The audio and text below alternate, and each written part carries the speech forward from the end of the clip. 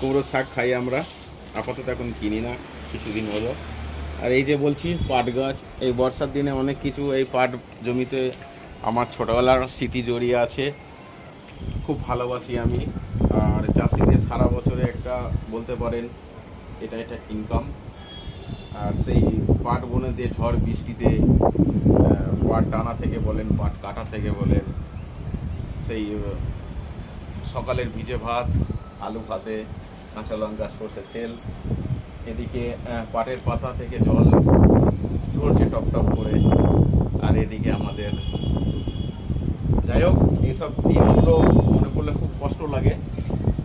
এটা বাবা পাঠিয়েছিল পাট গাছের বীজ, আমি চেষ্টা করেছি এটাকে বড় করে তোলার।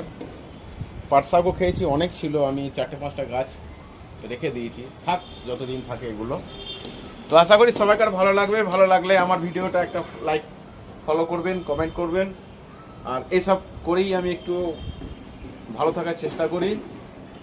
তো কিছু তো একটা করতে হবে, মনোরঞ্জন একটা মানুষের জীবনের সব থেকে চাওয়া পাওয়া আমি তো মনে করি। তবে সবাই ভালো থাকবেন, সুস্থ থাকবেন। আর আমি চাষির ছেলে, চেষ্টা করব যেভাবেই হোক এটাকে আমি ধরে রাখতে। চলুন নেক্সট ভিডিওতে দেখা হবে আমার ফুল গাছের সাথে, বেগুন গাছের সাথে, আরও অনেক গাছ আছে, নেই 70 রকম গাছ আমার ছাদ বাগানে আছে। চলুন সবাই টাটা।